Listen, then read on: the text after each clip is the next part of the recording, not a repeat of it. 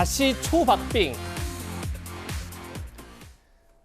오늘로 대선이 11일 남았습니다. 그러나 다음 주 금요일이 사전투표이기 때문에 한 엿새 남았다 이렇게 봐도 무방할 것 같습니다. 그럼 어제 발표된 여론조사 결과는 어떤지 한번 확인해 보시죠. 어제 나온 한국갤럽 여론조사입니다. 이재명 후보 지난주 조사에서 34%였는데 어제 발표한 조사에서는 38%를 기록했습니다. 그리고 윤석열 후보 41%에서 37%. 지난주에는 오차범위 밖에서 윤석열 후보가 앞섰는데 어제 발표된 조사에선 오차범위 내에 1%포인트 차이 박빙 승부를 보이고 있습니다. 또 다른 여론조사 결과 한번 살펴보겠습니다. 조선일보와 TV조선이 칸타코리아에 의뢰해 실시한 조사입니다. 지난번 조사와 비교해서 이재명 후보 33.2%에서 34.9%로 윤석열 후보 38.8%에서 36.5%로 지난주에는 5.6%포인트 차이였는데 어제 발표된 조사에서는 1.6%포인트 차이로 좁혀졌습니다. 이현정 의원님, 네. 저희가 지난주에 일주일 전만 해도 윤석열 후보가 오차범위 밖에서 앞서는 결과가 상당히 많았습니다. 그렇죠. 일주일 동안 무슨 일이 있었길래 이렇게 민심이 급변한 거죠? 제가 뭐 수차례 말씀드렸습니다만은 이번 선거는 초박빙 선거가 될 것이다 이런 전망을 드렸었는데요. 선거가 이제 임박할수록 지지층들이 일단 결집하고 있는 것 같습니다. 예. 양쪽으로 이제는 마음의 결정들을 조금씩 하고 있는 단계다. 특히 이제 지난 일주일간의 여론 변화는 제가 볼 때는 안철수 후보의 단일화 결렬선언이 저는 결정적인 역할을 했다 그런 생각이 들어요. 왜냐하면 이제 그동안 정권 교체를 바라는 분들이 결국 단일화에 대한 희망을 갖고 있었는데 예. 단일화가 이제 어떤 면에서 보면 물 건너갔다 이런 판단하니까 이제 실망 계층들이 저는 꽤 있었다. 그래서 이제 여론조사 같은 경우도 응답하지 않거나 여기에 대해서 이제 어떤 부정적인 응답을 한다든지 뭐 그런 것들이 저는 충분히 있다고 봅니다. 결국 이번 선거는요 단일화가 되지 않을 경우는 저는 굉장히 어렵다고 봅니다. 그 이유는 사실 여당이 지금 모든 걸 다 갖고 있어요. 뭐 국회 권력, 그다음에 지금 뭐 지방 권력 다들 갖고 있습니다. 또 아마 지금 뭐 대통령까지 나서서 뭐 여러 가지 하고 있지만 어쨌거나 여기에서 야당이 하기 위해서는 힘을 뭉치지면 수밖에 없는 그런 상황이 될 수밖에 없는 거거든요. 저는 그래서 이제 오늘 아마 내일 가장 중대한 분수령이 될 것 같습니다. 단일화 문제가 양쪽에서 어떻게 결론을 나는지 예. 이것이 이번 선거의 최대의 마지막 변수가 아닌가 저는 그렇게 보고 있습니다. 네, 말씀하신 것처럼 이제 초박빙이다, 뭐 전례 없는 안개 속 대선이다 이런 평가들이 나오고 있습니다. 그렇다 보니까 남아있는 가장 큰 변수 말씀하신 것처럼 야권 후보 단일화가 꼽히고 있는데 어제 토론회에서도 이에 대한 얘기가 나왔습니다. 들어보시죠. 우리 안철수 후보님 뭐 그동안에 국민의힘하고 이제 단일화 이야기가 그동안에 있으셨는데 어떻게 지금 양당 단일화가 아직 열려 있습니까? 지금 어떻게 생각하십니까? 이미 다 결렬됐다고 선언을 했죠. 뭐 앞으로 뭐 더 추진될 가능성이 별로 없습니까, 윤석열 후보님? 이 자리에서 말씀드리긴 뭐하지만 뭐 저희도 노력하고 있습니다. 윤 후보님과 만나실 계획은? 경선을 하시겠다면 모르죠. 네, 다음 주 월요일 투표용지 인쇄에 들어가는 날입니다. 그렇다 보니까 단일화가 된다면은 이번 주말 안에 이루어져야 된다 이런 얘기가 나오고 있는데 최수영 평론가님 마지막 단판 가능성 어떻게 보십니까? 저는 상당히 열려 있다고 봅니다. 왜냐하면 기본적으로 지금 그 상황이 저는 이제 세 가지 포인트가 주목됐는데요. 첫째, 예. 이 외부에 의한 환경은 이미 조성돼 있어요. 왜냐? 지지율이 지금 초접전 상황입니다. 두 번째는 지금 보수 진영에서 여러 군데에서 압박이 지금 단일화라는 여론이 조성돼 가고 있습니다. 저는 이렇다면은 이미 여론에 의한 단일화는 완성돼 가고 있는 과정이라고 저는 보고 있는 거고요. 세 번째가 제가 조금 전에 말씀드렸지만 안철수 후보가 구체제 종식을 이번 대선에 출마 목적으로 걸었잖아요. 그러면 윤석열 후보가 이걸 답해야 되는 거죠. 구체제의 종식을 어떻게 할 것인지 그 과정에서 윤석열과 안철수는 어떻게 역할 분담할 것인지 여기에 대한 명쾌한 제시만 한다 그러면 저는 그것은 굳이 여론조사는 형식 논리일 수도 있다. 단판에 의한 여론도 가능하다. 왜냐?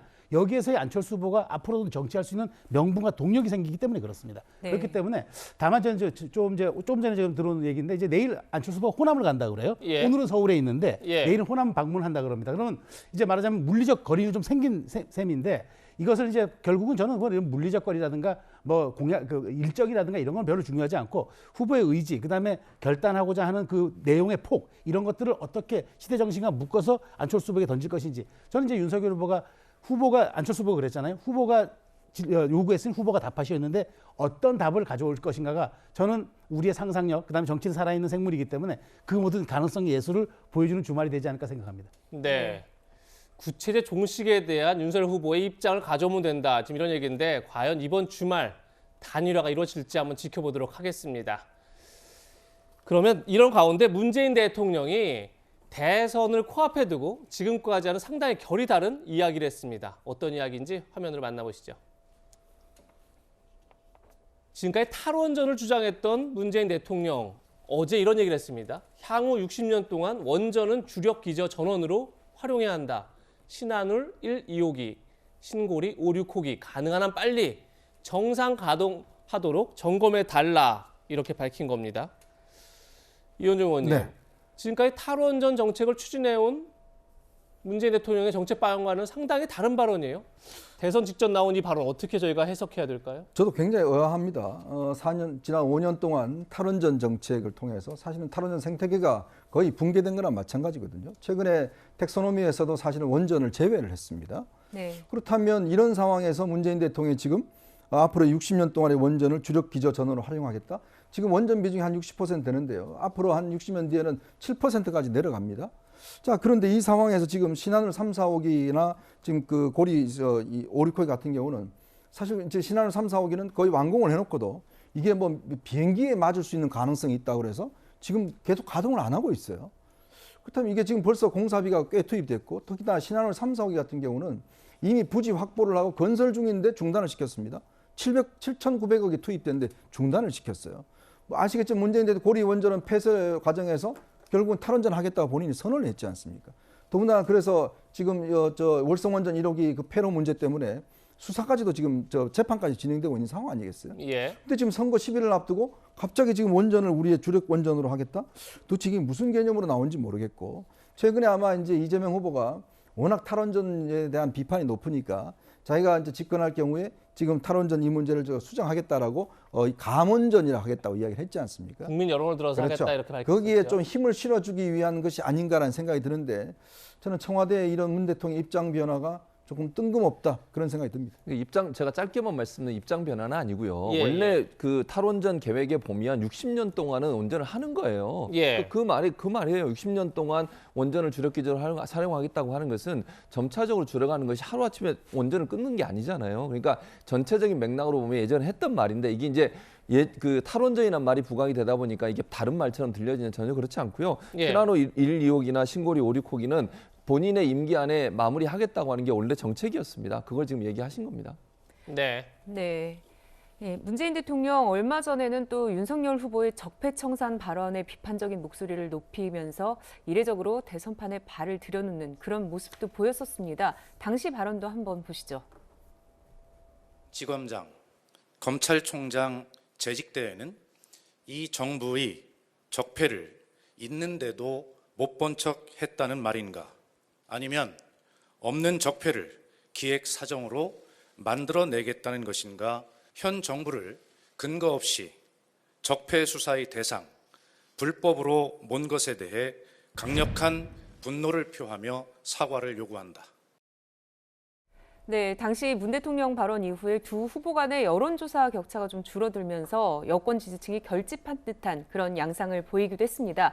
이번 탈원전 반대 여론을 희석해서 지지율에 영향을 줄 수 있을까요? 제가 볼 때는 좀 제한적일 거라고 생각을 합니다. 이 이슈가 지금 대선에서 이렇게 첨예하게 부딪히고 있는 부분에서 크게 영향을 줄 수 있는 요소는 아니라고 보거든요. 예. 그래서 뭐 대통령이 저런 말씀을 하셨다고 해서 뭐 지지율에 영향을 올 거다 이렇게 저는 보진 않고요.